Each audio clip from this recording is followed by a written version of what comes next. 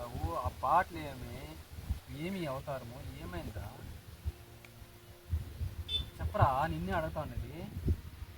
ఏమైందంటావు? దెంగితే దేవుడు అంటావు చెప్పవేదా అడగటలేదేమే. ఆగరా స్వామి, వాడు ఇట్లా కూర్చోన్నాడని చెప్పి నేనేదో అడగతాంటే నువ్వు మళ్ళా మధ్యలో భయపడిస్తావు. ఏమైందిరా? ఎందుకు ఏడుస్తాను? ఏమైంది అసలు? ఆ బాటలు ఏంది? అవతారం ఏంది? ఏమైంది చెప్పు, నాకన్నా చెప్పు. అవునా బాగుంటుంది ప్లేసా? నేను వచ్చేదటకా? నువ్వు ఆగరా నాయన. ఎందుకు చచ్చిపోదాం అనుకున్నాడు? దాని అడుగు అంటే బాగుందంట. ఏటకు పోతాను అన్నాడు కదా. అడుగు రే బాగుంటుంది ఆ ప్లేసా?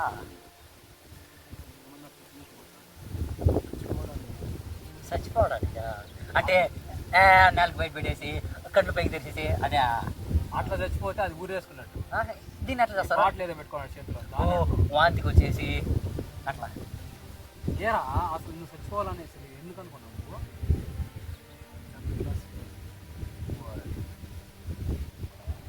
7వ క్లాస్ ఫెయిల్ అయినాడు, ఆ మిరోన్ లాగా చచ్చాడు. 10th క్లాస్ ఫెయిల్ అయిందంటే నువ్వు ఇట్లా బాధపడుతున్నావు. ఎందుకురా నువ్వు అంత చచ్చిపోవాలని? అంత మెచ్యూరిటీ వాడు 7వ క్లాస్ ఫెయిల్. వాడు అంత మెచ్యూరిటీ ఎప్పుడు వచ్చేది వీడికి? ఏంటన్నా వీడికి ఎంత మెచ్యూరిటీ? నాకైతే అర్థమే కాదు. ఏంట్రా ఏంటి ఇక్కడ కూర్చున్నావు? ఏమైంది? మనోడు చచ్చిపోదామని వచ్చి కూర్చోను. అది నేను ఎంకరేజ్ చేస్తాను. కమాన్ ఎంకరేజ్ చేస్తున్నావా? ఏమైందిరా? నిజంగా ఫెయిల్ అయిపోయినావా? ఏమైందో ఏమన్నా అడుగుతా ఉంటే అసలు 10th క్లాస్ ఫెయిల్ అయిందంటే చచ్చిపోవాలనేసి పెద్ద నిర్ణయం తీసుకొని కూర్చోను. ఒలింపిక్స్లో వరల్డ్ కప్ సాధించిన లాగా. నేను 7వ తరగతి ఫెయిల్. నేను అట్లా చూడ 7వ తరగతి ఫెయిల్. 10th క్లాస్ ఫెయిల్ అయినందుకే చచ్చిపోవాలనుకున్నావా? 7వ తరగతి ఫెయిల్. ఎంత గర్వంగా ఎంత ధైర్యంగా ఉన్నాను చూడ.